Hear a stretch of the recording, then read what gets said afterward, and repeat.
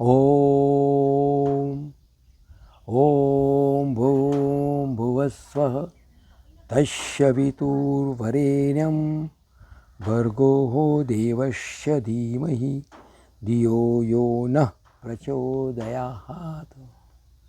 ઓમ નમઃ શિવાય.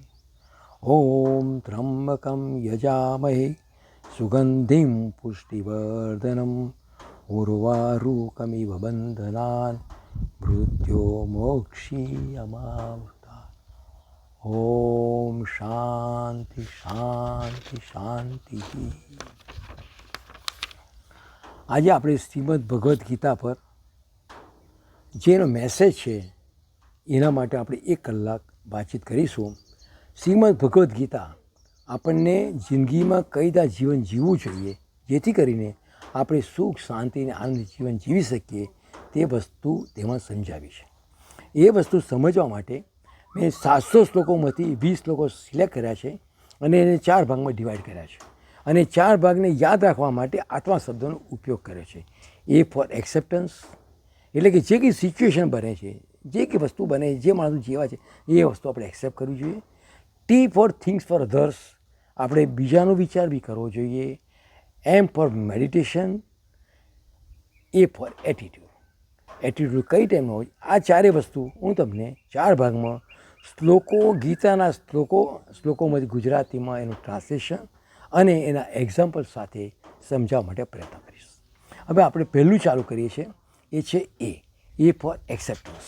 તો એક્સેપ્ટન્સ માટે હું શ્લોક અધ્યાય 13 શ્લોક 20 છે. કાર્યકારણ કર્તૃત્વે હેતુ પ્રકૃતિરુચ્યતે પુરુષ સુખ દુઃખાનાં ભોગકૃતે હેતુરુચ્યતે. શરીર અને ઇન્દ્રિયોની ઉત્પત્તિ પ્રકૃતિને લીધે છે અને જીવ આ જગતમાંના વિવિધ સુખો તથા દુઃખો ભોગવવાનું કારણ કહેવાય છે. આ વસ્તુ હું તમને એક એક્ઝામ્પલ સમજાવું છું કે આપણું જે શરીર ખરું એ સૂક્ષ્મ શરીર અને સ્થૂળ શરીર છે. સ્થૂળ શરીરમાં જે કંઈ વસ્તુ બને છે આપણે જોઈ શકીએ છીએ. સૂક્ષ્મ શરીરમાં જે કંઈ બને છે એ આપણે અનુભવી શકીએ છીએ. હવે આપણે જોયું હશે કે ઘણા લોકો ખાવા પીવામાં કંટ્રોલ કરે છે છતાં પણ એમને ડાયાબિટીસ થાય છે. કંટ્રોલ કરવાથી આપણે એવું માનીએ કે ડાયાબિટીસ નહીં થાય પણ છતાં બી કંટ્રોલ કરવા છતાં પણ થાય છે. અને ઘણા લોકો ખાવા પીવામાં કોઈ કંટ્રોલ કરતા નથી, ગમે તેવું ખાય છે છતાં પણ એમને ડાયાબિટીસ થતો નથી. હવે આપણે જોયું કે આ વસ્તુ જે બને છે, આ ફિનોમેના જે બને છે એ કોઈ સાથે લિંકઅપ નથી. ડાયાબિટીસ, કેન્સર જે રોગો થાય છે એ ખાવા પીવાથી ના થાય કે થાય એવું નથી. પરંતુ જો નિયમિત દવાઓ લેવામાં આવે અને નિયમિત જો ખાવામાં કંટ્રોલ કરવામાં આવે તો એની પર અસર પડે છે. કેટલી અસર પડે છે તે આપણે જોઈ શકતા નથી. સેમ વસ્તુ સૂક્ષ્મ શરીરમાં પણ આપણે જે સિચ્યુએશન આવે છે અને જે વિચારો આવે છે એ કુદરતે ડિફાઇન કર્યા પ્રમાણે તમારા વિચારો અને સિચ્યુએશન આવે છે. પરંતુ જો તમે વિચારોને કર્મોમાં ફરક કરશો, સારા કર્મો કરશો અને સારા વિચારો કરશો તો ડેફિનેટલી એ સિચ્યુએશનમાં ફરક પડે છે. શું ફરક પડે છે એ આપણને ખબર પડતી નથી. એટલે સાયન્ટિફિક વેમાં જોવા જઈએ તો જે વસ્તુ સૂક્ષ્મ શરીરમાં બને છે એ જ વસ્તુ સ્થૂળ શરીરમાં બને છે. સ્થૂળ શરીરમાં આપણે જોઈએ છીએ એટલે આપણે સમજી શકીએ છીએ એ લોજિક સૂક્ષ્મ શરીરમાં આવે છે. માટે જે રીતે જે આપણે સારા વિચારો કરીને સારા કર્મો કરીએ તો એ વસ્તુની શું અસર થાય છે એ વસ્તુ સમજાવવા માટે મેં તમે સ્થૂળ અને સૂક્ષ્મ શરીરમાં સાયન્ટિફિક લોજિક આપ્યું કે એ વસ્તુની અસર તો પડે છે પણ કેટલી પડે છે એ આપણને ખબર પડતી નથી. હવે હું આગળ જોઉં છું બીજો શ્લોક અધ્યાય 7 શ્લોક 12. એ ચેવ સાત્વિકા ભાવા રાજસાસ્તામશાશ્રયે મત્ત એવેતિ તાન વિદ્ધિ ન તોહમ તેષુ તે મયી. સાત્વિક, રાજસી તથા તામસી જે ભાવો છે એ બધાને તું મારાથી થનારા છે એમ સમજ. તેમ છતાં પણ વાસ્તવમાં તેમનામાં હું કે તેઓ મારામાં નથી. જે કંઈ વસ્તુ બને છે, જે વિચારો આવે છે એ વિચારો 3 ગુણો દરેકમાં આપેલા છે. સાત્વિક છે, રાજસી અને તામસી. કોઈ બી મનુષ્ય કોઈ બી કર્મ કરે છે એ આ 3 ગુણો દ્વારા થાય છે. પરંતુ પ્રભુ કહે છે કે તમે કર્મ કરો છો તેમાં હું છું પણ એમાં નથી. એ સમજાવવા માટે હું તમને એક એક્ઝામ્પલ આપું. યુધિષ્ઠિર જ્યારે જુગાર રમવા બેઠા હતા ત્યારે જે રીતે દુર્યોધને શકુનીને સિલેક્ટ કર્યા એવી રીતે યુધિષ્ઠિર બી કૃષ્ણને સિલેક્ટ કરી શકે. પરંતુ યુધિષ્ઠિરના મગજમાં વિચાર આવે છે કે હું જે જુગાર રમું છું એ કૃષ્ણને ખબર પડવી ના જોઈએ, એટલા માટે કૃષ્ણ ઇગ્નોર કરતા નથી. આ શું છે કે તમે તેવા વિચારો તમે જે આવ્યા આપણે તેવા કર્મ કર્યા. પરંતુ યુધિષ્ઠિરે જે કર્મો સારા કર્મોને સારા વિચારોથી જીવન જીવેલા એને હિસાબે તેઓ યુદ્ધમાં કૃષ્ણને મદદ કરી અને અર્જુનને ગીતાનું જ્ઞાન આપી અને યુદ્ધમાં મેં જીતાડ્યા. એટલે એવી જ રીતે સેમ એક્ઝામ્પલ સુદામાનો છે. કૃષ્ણને સુદામા મિત્રતા હતી, છતાં પણ સુદામા ગરીબ રહેલા અને ગરીબ લીધા પછી જ્યારે કૃષ્ણને બી એવું લાગ્યું કે ના એના એવા કર્મો કરેલા છે, એના કર્મોથી જ એ વસ્તુ ઇમ્પ્રુવમેન્ટ થઈ છે. જ્યારે એ કૃષ્ણને મળવા માટે આવે છે ત્યારે મળીને જાય છે ત્યારે બી કૃષ્ણ પાસે કશું માગતા નથી. આ જે વસ્તુ એ નાની સૂની વસ્તુ નથી અને જેને કારણે કૃષ્ણે પછીથી એને આખું ભેભી બનાવેલા. સુદામા સિચ્યુએશન પ્રમાણે કે પૂર્વજે કોઈ બી કારણથી ગરીબ હતા પણ છતાં પણ એના કર્મોને અને એના વિચારોને કારણે કૃષ્ણ એમને એ બનાવે છે, ભેભી બનાવે છે. હું આગળ જોઉં છું. અધ્યાય 3 શ્લોક 5. નહીં કક્ષિક્ષણમપી ચાતુ તિષ્ઠત્ય કર્મકૃત કાર્યતે યવશ કર્મ સર્વ પ્રકૃતિ છે ગુણેહી. પ્રત્યેક વ્યક્તિને તેને ભૌતિક પ્રકૃતિ દ્વારા મેળવેલા ગુણો અનુસાર વિવશ થઈને કર્મ કરવું જ પડે છે. તેથી કોઈ પણ મનુષ્ય એક ક્ષણવાર પણ કર્મ કર્યા વિના રહી શકતો નથી. કોઈ બી માણસ જે કર્મ કરે છે ને એ ભૌતિક પ્રકૃતિથી મેળવેલા ગુણો અનુસાર કર્મ કરે છે. એક્ઝામ્પલ તમને આપું કે જ્યારે બિલ ક્લિન્ટન અમેરિકાના પ્રમુખ હતા તે વખતે પ્રમુખ સ્વામી મહારાજે અક્ષરધામ દિલ્હીમાં એમને વિઝિટ કરવા માટે ઇન્વાઇટ કરેલા. એમને આમનો અક્ષરધામ આખું એમને વિઝિટ કર્યા પછી જ્યારે બહાર નીકળતા હતા ત્યારે પ્રમુખ સ્વામી મહારાજે બિલ ક્લિન્ટનને પૂછ્યું કે what you are thinking about the life, તમે આ જીવન માટે શું વિચાર કરો છો? ત્યારે બિલ ક્લિન્ટને એવું કીધું કે આ બેન જે પોતું કરે છે એ અને હું આજે પ્રેસિડેન્ટ છું મારામાં કોઈ ફરક નથી. એ બેન પોતું કરવા માટે આવ્યા છે, તે પોતું કરે છે. મને પ્રભુએ પ્રમુખ પદ બનાવે છે, હું પ્રમુખ પદથી કામ કરું છું. એટલા માટે એ વખતનું see this the vision of Bill Clinton. એટલે આ ટાઈપના વિચારો એ મગજમાં હોવા જોઈએ કે ભાઈ કોઈ બી માણસ કોઈ બી કર્મ કરવા માટે આવી છે, કર્મ કરે છે. મને ભગવાને આ કર્મ માટે મળે છે એટલે મારે સિન્સિયરલી કર્મ કરવું છે. અધ્યાય 3 શ્લોક 7. યસ્તિ તનિન્દ્રિયાણી મનસા નિયમ્યારભતે અર્જુન કર્મેન્દ્રિય કર્મયોગ મસક સરિશિષ્યતે. હે અર્જુન, જે પુરુષ મન વડે ઇન્દ્રિયોને વશમાં કરી અનાસક્ત થઈને સઘળી ઇન્દ્રિયો દ્વારા કર્મયોગનું આચરણ કરે છે તે યોગી શ્રેષ્ઠ છે. એમ બતાવ્યું કે યોગી કોણ શ્રેષ્ઠ કહેવાય. એના માટે હું તમને 3 એક્ઝામ્પલ આપું છું. બહુ લાલ બહાદુર શાસ્ત્રી જ્યારે હતા ત્યારે અંગ્રેજો વખતે જે જોબ કરતા હતા એ વખતે એમના પત્ની બીમાર પડ્યા. એમને ઓફિસમાં કીધું કે બી મારે 10 દિવસે રજા જોઈએ છે, પરંતુ એમનું કામ ઘણું સારું હતું અને ઘણું એવા સિસ્ટમમાં કામ કરતા હતા કે એમને રજા મળી બી હતી નહીં. એમણે કીધું તમે સાહેબને આગળ વાત કરો. સાહેબને વાત કરવામાં આવી કે ભાઈ આટલા સિન્સિયર માણસ છે, આપણે એમને રજા તો આપવી જોઈએ. તો એમને 10 દિવસે રજા આપી સ્પોન્સર થઈ. બીજે દિવસે ઘરે આવ્યા. બીજે દિવસે એમના પત્ની એક્સપાયર થઈ ગયા. ત્રીજા દિવસથી એ ઓફિસમાં આવી ગયા. ઓફિસવાળા સ્ટાફને ઓફિસના માણસો નવાઈ લાગી છે, તમે 10 દિવસની રજા આપી છે, તમે કેમ આવી ગયા? એ કહે કે ભાઈ જે કામ માટે મેં રજા લીધેલી એ કામ હું ના કરી શક્યો, તો હવે મારી જે ફરજ છે એ પ્રમાણે એ કામ કરું. એટલા માટે એ ફરજ સમજીને એ એમને જોબ ચાલુ કરેલી. તો બીજો એક્ઝામ્પલ છે અબ્દુલ કલામનો. અબ્દુલ કલામ જ્યારે આપણા ઇન્ડિયામાં પ્રેસિડેન્ટ હતા ત્યારે એમના કુટુંબીજનોમાંથી 54 વ્યક્તિ 3,14,924 રૂપિયાનો ખર્ચો થયેલો અને એને એ ખર્ચો પોતાના એકાઉન્ટમાં તેમને આપ્યા હતા. એવી જ ત્રીજો એક્ઝામ્પલ છે અબ્રાહિમ લિંકન. અબ્રાહિમ લિંકન જ્યારે સ્ટોરમાં જોબ કરતા હતા ત્યારે એમને બિલ દ્વારા ખબર પડી કે એક જણના પૈસા વધારે આવી ગયા છે. સાંજે એના એડ્રેસ ઉપર એના પૈસા પાછા આપી આવેલા. સી આ બધી વસ્તુઓ જે આવે છે એ એક્સેપ્ટન્સ પર છે. હવે હું અધ્યાય 4 શ્લોક 7 લઉં. યદા યદા હિ ધર્મસ્ય જ્ઞાનિર્ભવતિ ભારત અભ્યુત્થાનમ ધર્મસ્ય તદાત્માનમ સુજામ્યહમ. હે ભારત, જ્યારે જ્યારે ધર્મની હાનિ અને અધર્મની વૃદ્ધિ થાય છે ત્યારે ત્યારે હું પોતાના રૂપને સર્જું છું, એટલે કે સાકાર રૂપે લોકો સમક્ષ પ્રગટ થાઉં છું. ભગવાને બી જન્મ લેવો પડે છે. ક્યારે? જ્યારે અધર્મની વૃદ્ધિ થાય છે. કારણ કે મનુષ્ય જે અવતાર તરીકે ભગવાને જે મનુષ્ય તરીકે બનાવ્યા છે, એમને પોતપોતાની રીતે કર્મ કરવા માટે છૂટ આપી છે. જો એ કર્મ કરવા માટે એમાં એ કર્મ કરતા હોય તો પ્રભુ એમાં કોઈ ઇન્ટરફિયર ના થઈ શકે.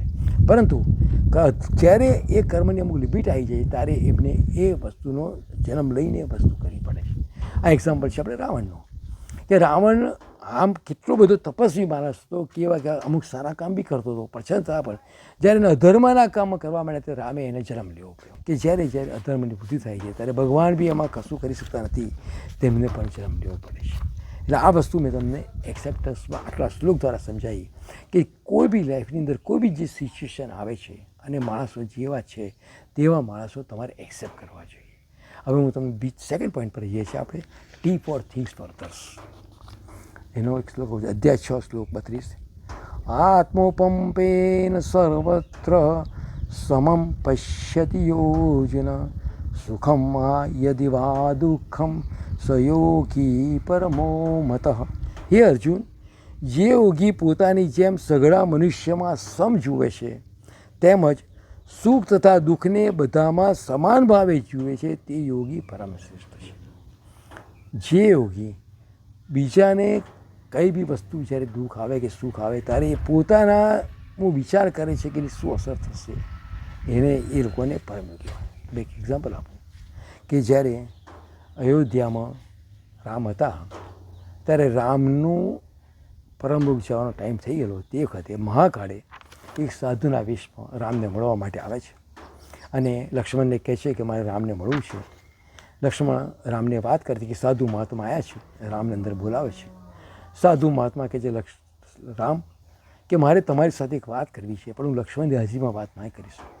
એટલે લક્ષ્મણને તમે બહાર ગેટ ઉપર ઊભા રાખો કે જેથી કરીને કોઈ અંદર આવી ના શકે.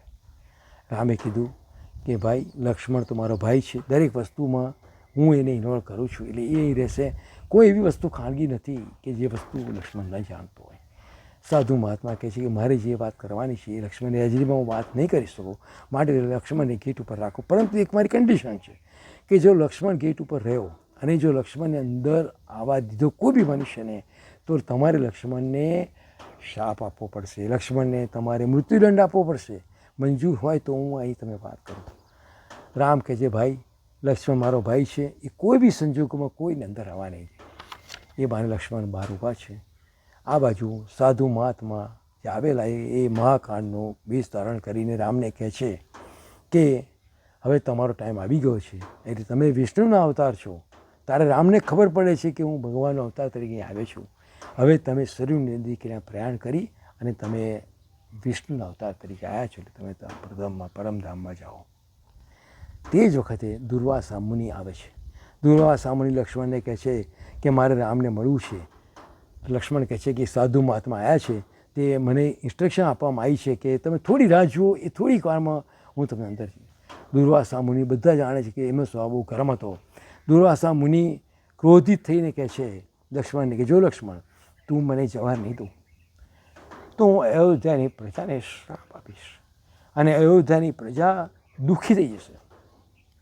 લક્ષ્મણને થાય છે કે જો અયોધ્યાની પ્રજા દુઃખી થતી હોય તો મારી ફરજ છે કે મારે કોઈ બી હિસાબે અંદર નહીં જવા દેવા જોઈએ. એક અયોધ્યાની પ્રજાનું દુઃખ ના થાય એ સમજીને લક્ષ્મણે દુર્વાસા અંદર જાય છે. મહાકાળને જુએ છે. મહાકાળ એકદમ રામને કહે છે કે અમે લક્ષ્મણને બહાર રાખેલા અને ના પાડેલી, તો લક્ષ્મણને કેમ આવવા દીધો. લક્ષ્મણને રામ બોલાવે છે. લક્ષ્મણ આખી વસ્તુ કહે છે કે દુર્વાસા મુનિએ આવું કીધું એટલે મેં એમને અંદર હલાવી દીધા. પણ લક્ષ્મણને મહાકાળ કહે છે રામને કે હવે તમે મૃત્યુદંડ માટે એમને કીધેલું, હવે તમે તમારું આજ્ઞાનું પાલન કરો. તો રામ કહે છે કે લક્ષ્મણ હવે આપણો ટાઈમ થઈ ગયો છે, હું સરયુ નદી કિનારેથી જાઉં છું, તું બી એક શેષનાનો અવતાર છે, તું પણ મારી પાછળ સરયુ નદી કિનારે આવ. કહેવાનો ભાવાર્થ એક જ છે કે લક્ષ્મણને જ્યારે દુર્વાસા મુનિએ એવું કીધું કે તને અયોધ્યાની પ્રજાને હું દુઃખી કરીશ, એ એનાથી સહન ના થયું અને એને પોતાને જે થવાનું થશે છતાં પણ એ માણસે એલાવ કર્યો. આ છે થિંક ફોર અધર્સ. હું આગળ જાઉં છું. અધ્યાય 5મો શ્લોક 7.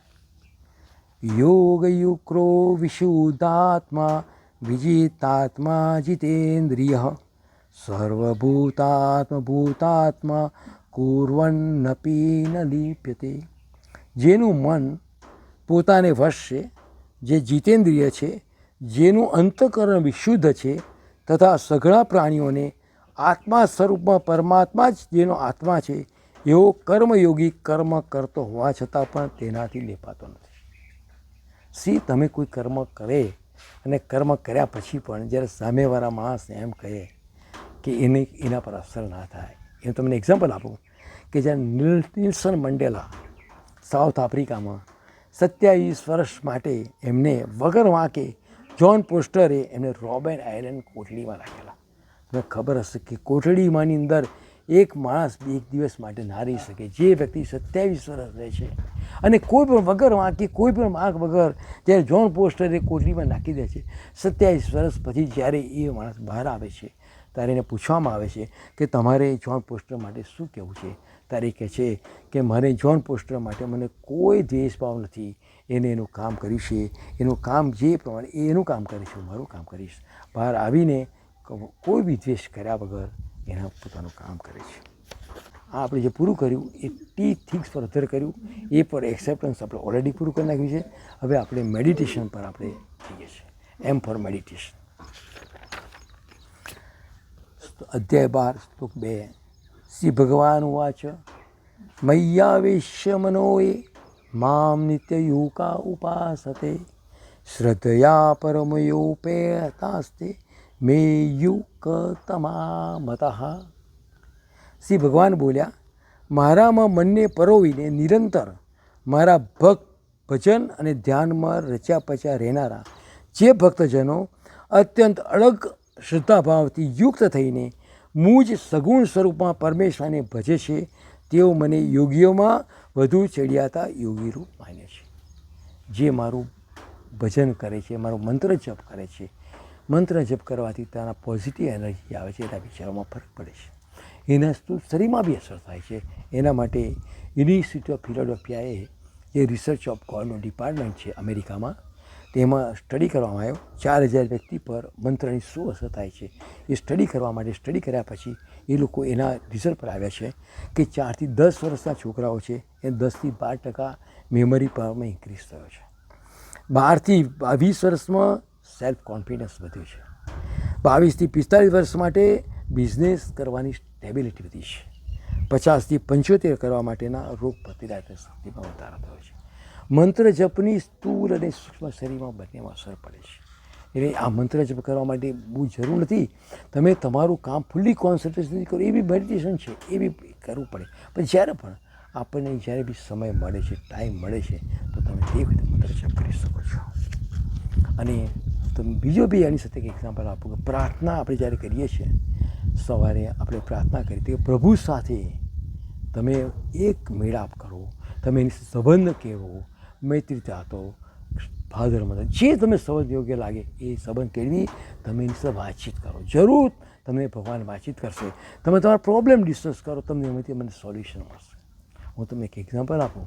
જ્યારે રામ શ્રીલંકામાં ગયા છે ત્યારે એમને જે બ્રિજ બનાવવાનો હતો એ વખતે એમની પાસે મૂંઝવણમાં આવી ગયા કે હવે આ સેતુ કોણ બનાવશે, કોની પાસે હું સેતુ બનાવડાવીશ. રામ શંકર ભગવાનની જ્યારે પ્રાર્થના કરતા હોય છે ત્યારે શંકર ભગવાનની પ્રાર્થના કરતી વખતે એ શંકર ભગવાન સાથે વાતચીત કરે, કહે છે કે મારે આવો પ્રોબ્લેમ છે, હવે સેતુ કોણ બનાવશે. તો શંકર ભગવાન કહે છે કે તમારામાંથી વાનરમાંથી એક વાનરને સેતુ બનાવવાનું નોલેજ છે. રામને નવાઈ લાગે છે કે મારી વાનર સેના છે, મને પોતાને ખબર નથી. સવારે બીજે દિવસ આવીને વાનર સેનામાં વાત કરે છે કે સેતુ બનાવવાનો છે, કોને આ ખબર છે કે સેતુ બનાવવાનું નોલેજ આ સેતુ બનાવી શકાય. એક વાનર કહે છે કે હું જાણું છું અને હું સેતુ બનાવવાનું નોલેજ છે. રામ કહે છે ત્યારે મને વાત પણ ના કરી. ત્યારે એને કીધું જ્યારે પણ મને નોલેજ આપવામાં આવેલું ત્યારે કહેવામાં આવેલું કે તારે જાતે આ વસ્તુનું કોઈને કરવાનું નહીં. જ્યારે કોઈને જરૂર હોય ને કોઈ પૂછે ને કોઈ કહે તો તારે વસ્તુ કહેવાની અને ત્યાર પછી એ માણસ કહે છે. એટલે તમે કોઈ બી વખતે જ્યારે પણ ભગવાન સાથે પ્રાર્થના કરો, મેડિટેશન કરતા હો, તે વખતે પ્રભુ સાથે લિંકઅપ કરી અને તમારા વાતચીત કરીને તમે જે કંઈ તમને જે પ્રોબ્લેમ હશે ડેફિનેટલી તમને પછી સોલ્યુશન મળશે. આગળ અધ્યાય 6 છે, શ્લોક 26. યતો યતો નિશ્ચરતિ મન સંજયમસ્તિ સ્થિરમ તત તતો નિયમિત દાત્મનેવ વશમ નયે. આ સ્થિર ન રહેનારું અને ચંચળ મન અસ્થિર વૃત્તિને કારણે જ્યાં જ્યાં ભટકતું હોય ત્યાંથી મનુષ્ય તે વિષયમાંથી રોકી અને વારંવાર પરમાત્માનું નિવૃત્ત કરવું. આપણું જે મન ખરું ને એ ઘણીવાર એવું લાગે કે મને મારા કંટ્રોલમાં નથી, વિચારો આવે ગમે. ઘણા લોકો કહે છે ગુસ્સો બી મારા કંટ્રોલમાં નથી. વિચારો તથા ગુસ્સો એ તમારે જ કઈ રીતના કરો કે શું કરો એ તમારા કંટ્રોલમાં છે, તમે કરી શકો છો. તમે એક એક્ઝામ્પલ આપું કે તમને આપણને કોઈ એમ કે તમે 5 લાખ રૂપિયાનો પગાર આપીશું, તમારે અહીં બેસવાનું છે અને કોઈ બી માણસ આવે એની પર કોઈ બી ગુસ્સો નહીં કરવાનો, એને પ્રેમથી માણસ ગમે તેવું બોલે તો બી તમારે પ્રેમથી જવાબ આપવાનો. જરૂરથી માણસ કામ કરશે. તે માણસ કામ કેમ કરે છે? કારણ કે એ એના કંટ્રોલમાં છે, એ ધારે તો કામ કરી શકે છે. એમ આપણે આપણા વિચારોમાં બદલાવ, સંસ્કારોમાં બદલાવ, કર્મોમાં ચેન્જીસ, ગુસ્સામાં કંટ્રોલ એ આપણા હાથમાં છે. આપણે ધારે તે રીતે કામ કરી શકીએ છીએ. આગળ અધ્યાય 8 શ્લોક 7.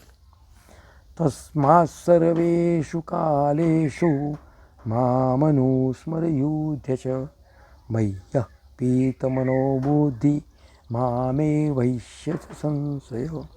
તેથી હે અર્જુન, તારે સદા કૃષ્ણ રૂપમાં રહેલા મારું ચિંતન કરતા રહેવું અને તે સાથે યુદ્ધ કરવાનું તારું નિર્ધારિત કર્તવ્ય પણ કરવું જોઈએ. તું કર્તવ્ય બી કર અને ચિંતન બી કર, બંને કામ કરવા પડે. એકલું એવું નથી કહેતા કે તું મારું ચિંતન જ કર, મારું જપ કર, મંત્ર કર અને કર્તવ્ય એવું નથી. તારા કાર્યોનું મને સમર્પણ કરીને અને તારા મન તથા બુદ્ધિને મારામાં સ્થિર કરીને તું નિશ્ચયપણે મને પ્રાપ્ત થઈશ.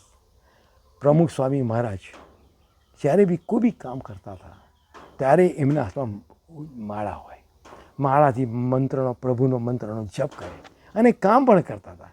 જ્યારે કામ કરવાનું હોય ત્યારે એ કોન્સન્ટ્રેશનથી કામ કરે, જ્યારે તેમાં ટાઈમ મળ્યો હોય મંત્રનો જપ કરે. પ્રમુખ સ્વામી મહારાજ જે અક્ષરધામ દિલ્હીમાં બનાવેલું, એ અક્ષરધામ એટલા ટાઈમમાં આટલું સરસ અક્ષરધામ કોઈ પણ સંજોગોમાં પોસિબલ છે નહીં. એવું ઘણા લોકોનું, ઘણા નાની માણસોનું કેવું હતું, છતાં પણ એ માણસ એ કરી શક્યા. એટલે આ વસ્તુ મેડિટેશન એની અસર છે. હું કહું છું અધ્યાય 8મો શ્લોક પાછળ. અંતકાલે ચ મામેવ સ્મરણ મુક્ત્વા ફલેવરમ યઃ પ્રયાતિ સમદ્રાવમ યાતિ નાસ્તિ સંશય. જે માણસ અંતકાલે મને જ સ્મરતો શરીર છોડીને જાય છે એ મારા સાક્ષાત સ્વરૂપને પામે છે, એમાં સહેજ પણ સંદેહ નથી. પરંતુ આપણે જાણીએ છીએ કે આપણે એમ કહીએ કે ભાઈ મંત્ર જપ તો પાછલી ઉંમરમાં કરીશું, પણ એવું નથી. કોઈ બી કામ તમે કરો, એ કામ કર્યા પછી હેબિટ ફોર્મિંગ થાય પછી જે કામ ઓટોમેટિક થાય છે. કોઈ બી વસ્તુ કરતાં પહેલાં ઇમિડિયેટલી એ ધારે એટલે એ કામ થશે એવું નથી, ધારે એટલું કામ ના થાય. તમે એક્ઝામ્પલ આપો કે જે આપણે ગાડી ચલાવતા હોઈએ છીએ, ગાડી ચલાવવામાં આપણે શીખીએ છીએ. ગાડી ચલાવતા પહેલાં શીખ્યા પછી ગાડીમાં ઓટોમેટિક ગાડીને બ્રેક વાગે છે. આપણે મ્યુઝિક સાંભળતા હોઈએ, કોઈની સાથે વાત કરતા હોઈએ, ફોન પર વાત કરીએ, છતાં પણ જો આ ગાડીને આગળ કોઈ પણ આવી તો ઓટોમેટિક બ્રેક વાગશે, તમને એ સ્થળ પર જ તમારી ગાડી લઈ જશે. એટલે ધેટ ઇન્ડિકેટ કે તમારા કોઈ બી કામ કરો, એ કામ કર્યા પછી કન્ટિન્યુઅસ એ કર્યા પછી એ હેબિટમાં રૂપાંતર થઈ જાય છે અને પછી હેબિટ થયા પછી એ વસ્તુ ઓટોમેટિક ચાલે છે. જો તમે મંત્ર જપ કરશો ને મંત્ર ટેવાયા હશો ને તો અંતકાળે ઓટોમેટિક મંત્ર જપ તમને યાદ આવશે. બાકી તમે એમ માનશો કે આખી લાઈફ દરમિયાન આપણે આપી રીતે રહીએ છીએ અને પછી અંતકાળે આપણે કરીશું, એ વસ્તુ શક્ય નથી. તો અહીં આગળ હું આ મેડિટેશનનું ક્લિયર કરીશું. આપણે એ પર એક્સેપ્ટન્સ જોયું, એમ ટી પર થીટ ફોર અધર્સ જોયું, એમ પર મેડિટેશન કર્યું. હવે હું કોઈ એ પર એટીટ્યૂડ, એટલે આપણે કઈ ટાઈપનો એટીટ્યૂડ હોવો જોઈએ એ આ શ્લોકમાં સમજાવીશ. અધ્યાય 6 શ્લોક 7. જીતાત્મન પ્રશાંતસ્ય પરમાત્મા સમાહિત શીતોષ્ણ સુખ દુઃખેશુ તથા માનાપમાનયો.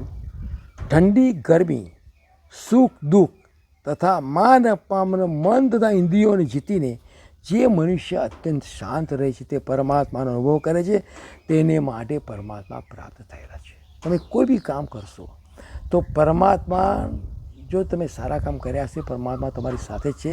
તમને ક્યાં મદદ કરે છે, કે તે મદદ કરે ખબર નથી, પણ પરમાત્મા મદદ કરશે. ઘણા કામ એવા કામ છે કે એ કામ તમે નથી કરી શકતા, તો પરમાત્મા કરી શકે છે. જ્યારે અર્જુને મત્સ્યભેદ કરવાનો હતો, મત્સ્યભેદ વખતે કૃષ્ણ અર્જુનને સમજાવે છે કે જો મત્સ્યભેદ જ્યારે તું કરું ને ત્યારે આટલી વસ્તુ ધ્યાન રાખજે, આવી રીતે તું માછલી પીજે, આટલું બધું ધ્યાન રાખજે. અર્જુને નોર્મલ ભાવથી પૂછે છે કે કૃષ્ણને કહે છે કે જો બધું જ કામ જો મારે કરવાનું તો તમે શું કરશો? કૃષ્ણને કહે છે જે કામ તું નથી કરી શકતો એ કામ હું કરીશ, અને એ છે પાણીને સ્થિર રાખવાનું. પાણીને સ્થિર રાખવાનું કામ એ કોઈ કરી ના શકે, એ કામ ભગવાન જ કરી શકે. એ રીતે ઘણા બધા કામો એવા છે કે જે કામ ઈશ્વર કરી શકે છે. જો તમે તમારા સારા કર્મો કર્યા હશે, સારા વિચારો રાખ્યા હશે, ડેફિનેટલી તમે ગમે તેવી સિચ્યુએશન હશે, પણ તમે પ્રભુ તેમાં તમને મદદ કરશે અને એમાં જ ફરક પડશે. આગળ જોઈશું અધ્યાય 6 શ્લોક 9. સુહન મિત્રાયુદાસીન મધ્ય ત્વદેશ્ય બંધુષુ સાધુ સ્વપી ચ પાપેષુ સમબુદ્ધિ વિશિષ્યતે. સાચા શુભેચ્છકો, મિત્રો, તટસ્થ લોકો, મધ્યસ્થી કરનારાઓ, દ્વિજનો, શત્રુઓ તથા મિત્રોને, પાપી તથા પુણ્યાત્માઓને સમાન ભાવે જે જુએ છે તે મનુષ્ય શ્રેષ્ઠ છે. બહુ ડિફિકલ્ટ વસ્તુ છે. પાપી તથા પુણ્યાત્માઓને સમાન ભાવે જોવાનું. કોઈ માણસે તમારું ખરાબ કામ કર્યું હોય તો તેની સામે દ્વેષ નહીં લાવવાનો.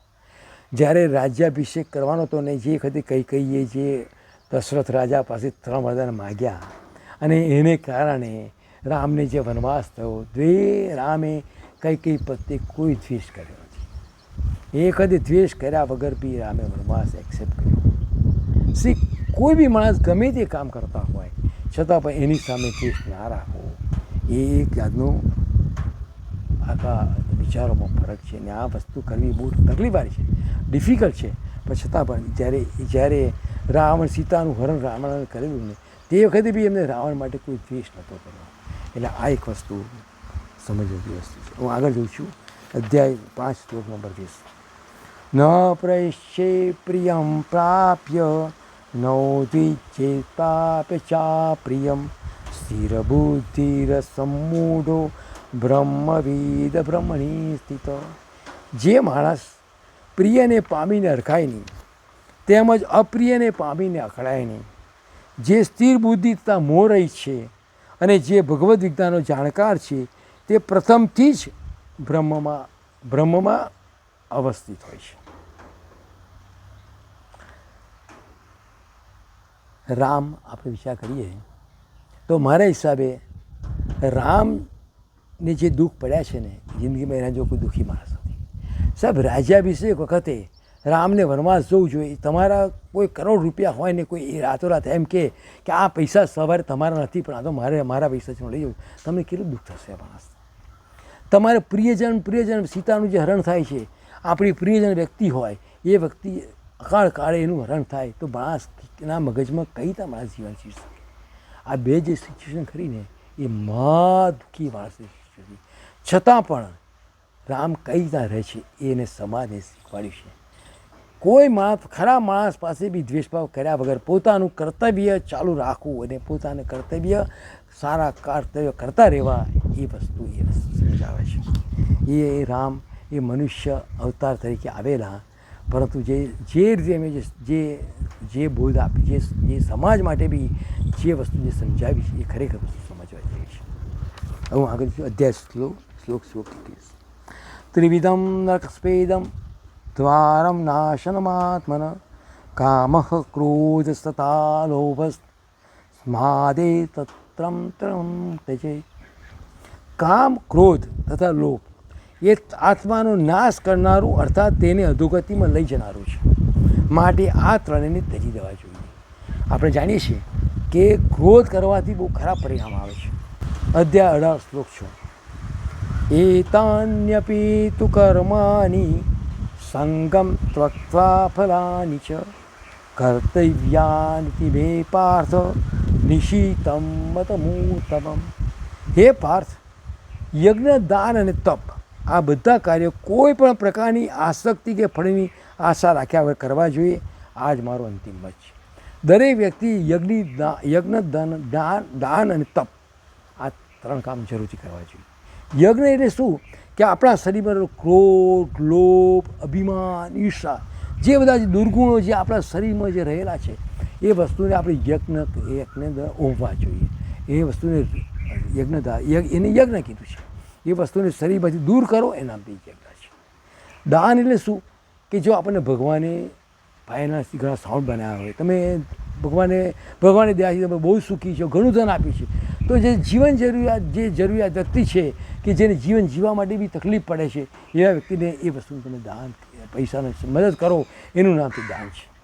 દાન એટલે તમને જ્ઞાન આપેલું છે, તમારી જ્ઞાન આપો. જેની પાસે જ્ઞાન નથી એને તમે જ્ઞાન આપો, એ બી એક દાન છે. એટલે દાન એટલે જે વ્યક્તિની જે જરૂરિયાત છે, ભગવાને તમને જરૂરી વસ્તુ આપેલી છે તે વસ્તુ એને આપો, એનું એક દાન છે. તપ એટલે પુષ્કળ મહેનત, એનું નામ તપ છે. તમે કોઈ બી સિચ્યુએશનમાં હો, તમે જો વિદ્યાર્થી હો તો પુષ્કળ મહેનત કરો, પુષ્કળ સ્ટડીમાં ધ્યાન આપો, એનું તપ છે. તમે જો જોબ કરતા હોય તો તમારી ફરજ છે કે તમે જ્યાં આગળ જોબ કરો છો તમારા જે ઓનર છે એને તમે ન્યાય આપો, પુષ્કળ મહેનતથી કામ કરો. તમે બિઝનેસ કરતા હો તો ફૂલ્લી કોન્સન્ટ્રેશન રાખીને બિઝનેસ કરો, એનું નામ તપ છે. એટલે આ જે તપ છે એને પુષ્કળ મહેનત કરી એનું નામ તે તપ છે. આગળ જો અધ્યાય 6 શ્લોક પેલો.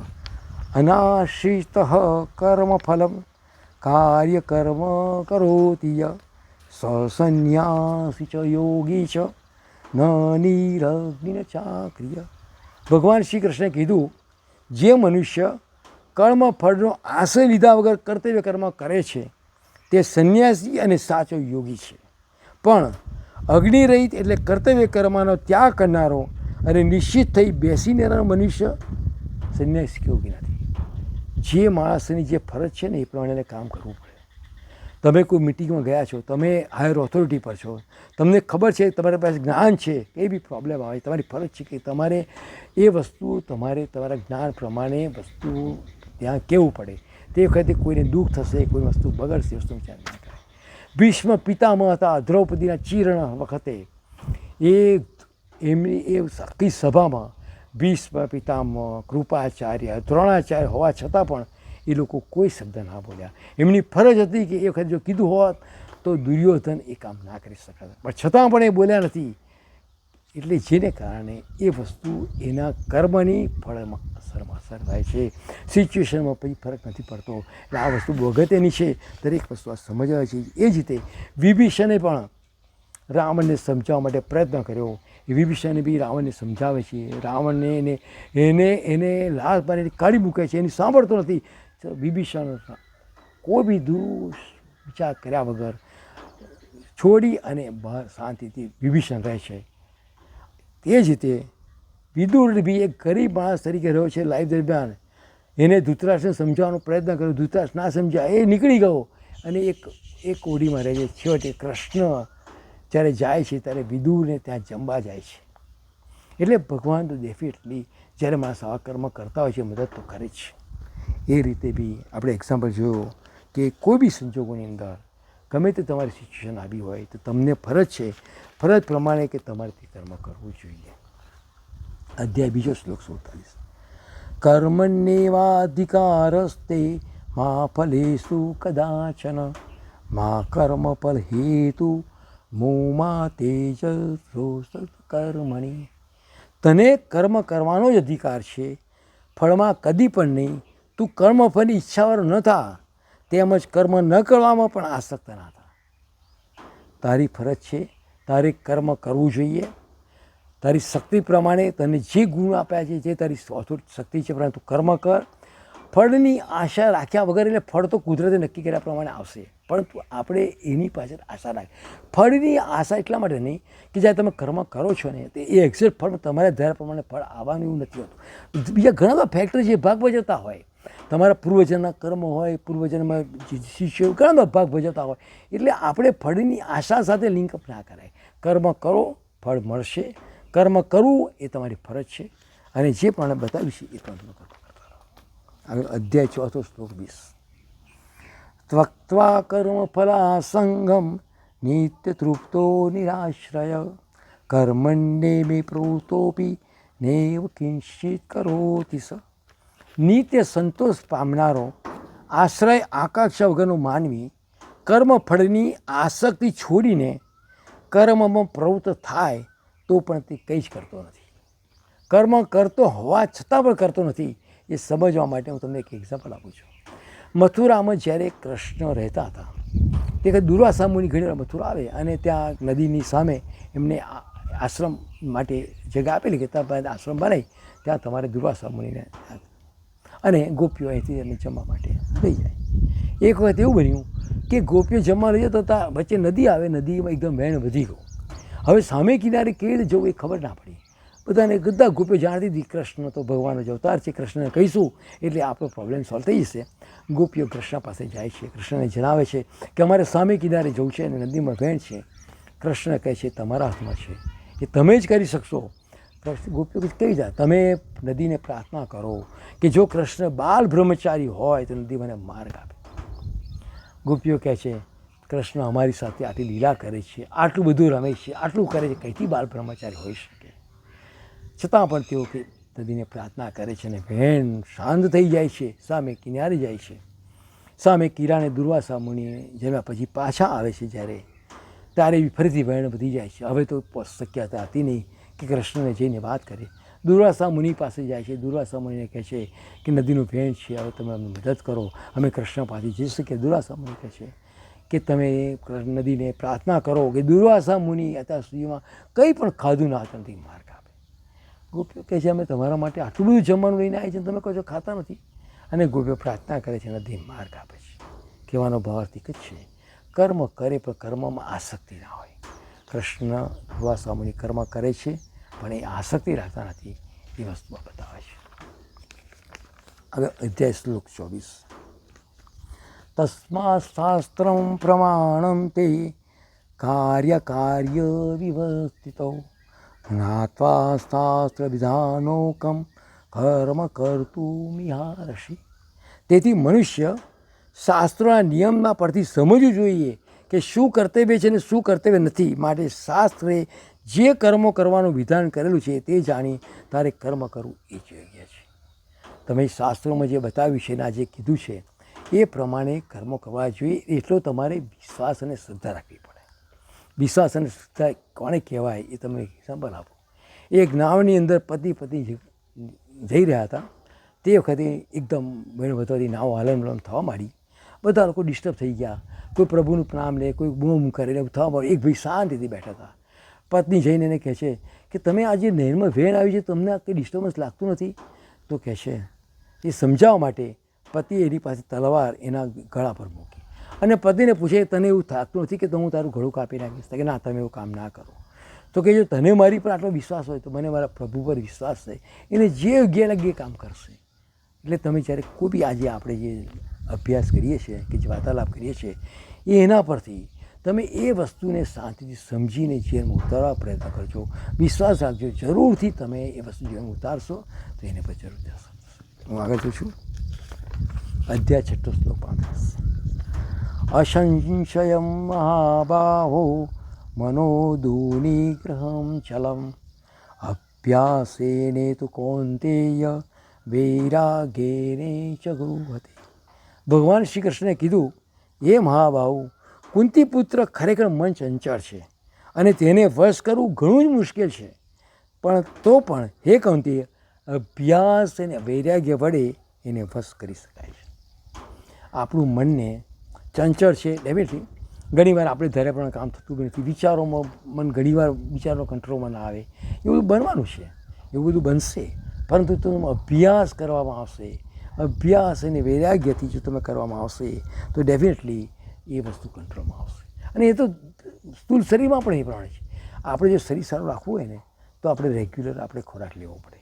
તમે રોજ સારો ખોરાક ખાઓ ને તો શરીર સારું રહે. એવું નથી કે શરીર સારું રાખવા માટે ગમે તે ખોરાક હવે સારું રાખીએ. દરેક ખોરાકની અસર શરીર પર થાય છે. એવી જ રીતે જો આપણે સારા વિચારો અને સારા કર્મો કરવા હોય તો કન્ટિન્યુઅસ આપણે અભ્યાસ કરવો પડે.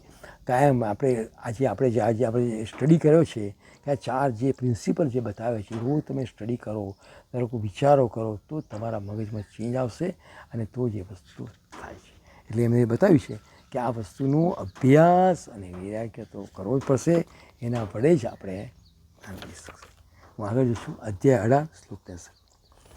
ઇતિ તે જ્ઞાનમાખ્યાતમ ભૂયાદૂદમ તરમ મયા વિમુચ્ચેશેન શેષેન યથેચ્છસી તથા કુરુ. આ પ્રમાણે મેં તને આ ગૂઢથી પણ ગૂઢ જ્ઞાન કહ્યું અને તું પૂરેપૂરું વિચારીને જો પછી તારી ઈચ્છા હોય તેમ કર. કૃષ્ણ અર્જુનને કહે છે કે હું તને જ્ઞાન આપું એ મારી ફરજ છે, પરંતુ તારે શું કામ કરવું એ તારી ઈચ્છા છે. એમાં હું કોઈની ઈચ્છા પ્રમાણે જે મેં જ્ઞાન આપ્યું એ ઈચ્છા પ્રમાણે તને યોગ્ય લાગે એ કામ તારે કરવું જોઈએ. એટલે કૃષ્ણ અર્જુનને બી સમજાવે છે કે મેં તને ગીતા સમજાવી, ગીતા પ્રમાણે મને કીધું, પણ છતાં પણ અમુક વસ્તુ જે મારા કંટ્રોલમાં નથી એ તારે તે પ્રમાણે સ્ટડી કરી અને તારે તે વસ્તુ કરવી પડશે. આ રીતે મેં આત્મા શબ્દનો ઉપયોગ કરી અને 4 ભાગમાં ડિવાઈડ કરી અને આ વસ્તુ મેં તમને ગીતાના જે 18 અધ્યાયમાંથી 700 શ્લોકોમાંથી 20 શ્લોકો જે ઇફેક્ટિવ થાય 20 શ્લોકો દ્વારા આ વસ્તુનું ઉદાહરણ આપીને તમને સમજાવવા માટે પ્રયત્ન કર્યો છે કે જે વસ્તુ બતાવે છે કે જો લાઈફની અંદર જીવનમાં સુખ, શાંતિ, આનંદથી જો જીવવું હોય તો કઈ રીતના તમે જીવી શકો છો, કઈ રીતના તમારા વિચારોમાં કંટ્રોલ કરી શકો છો, એ વસ્તુ તમને આ વસ્તુ બતાવે છે. તો મને આશા છે કે તમે જરૂરથી આ વસ્તુનો સમજો. હવે છતાં હું 5 મિનિટમાં આનો સમરી તમે સમજાવી દઉં કે આ જે શ્લોકોમાં જે આત્મા શબ્દો જે આત્મા છે એ ફક્ત શબ્દનો જ ઉપયોગ છે. એ સમજવા માટે અને યાદ રાખવા માટે એ ફોર એક્સેપ્ટન્સ એટલે આપણા લાઈફની અંદર કોઈ બી જે સિચ્યુએશન આવે છે કે અથવા તો માણસો આપણી પાસે સારો વર્તાવ કરે, ખરાબ વર્તાવ કરે, કોઈ બી વર્તાવ કરે તો એ વર્તાવ કરવા માટે એના સંસ્કાર છે, એ કામથી એ માણસ આવ્યો છે, એ કામ એ કરે છે. અને જો બી સિચ્યુએશન આવે એ સિચ્યુએશન મારે એ વસ્તુ એક્સેપ્ટ કરવી જોઈએ. એટલે એ વસ્તુ છે acceptance. T for things for others. આપણે કોઈ બી કામ કરીએ તો આપણે કઈ બી વસ્તુ બને તો આપણે બીજાનો પણ વિચાર કરવો જોઈએ કે આ વસ્તુ હું કરું છું તો એ બીજા પર બી શું અસર થશે. એ છે T think four others. M for meditation કે આપણે જે કંઈ કામ કરીએ એ વસ્તુ ફૂલ્લી કોન્સન્ટ્રેશનથી કામ કરીએ એનું નામ તે મેડિટેશન છે. સમય મળે પ્રભુનો જપ બી કરીએ જેથી કરીને આપણને પોઝિટિવ એનર્જી મળે. અને એ ફોર એટીટ્યૂડ કે આપણો એટીટ્યૂડ કેવો હોય છે એ વસ્તુ એટીટ્યૂડમાં ઘણા એક્ઝામ્પલથી સમજાવવા પડી. યજ્ઞ, દાન ને તપ આ વસ્તુ આપણે જરૂરથી કરવી જોઈએ. તો મને આશા છે કે તમે જરૂરથી આ 4 વસ્તુનું તમે જરૂરથી કરશો અને જરૂરથી ચિંતન કરશો તો એ વસ્તુ તમને લાઈફની અંદર સુખ, શાંતિ અને આનંદ આપશે. તો અહીં હું મારું પૂરું કરું છું. નમસ્તે.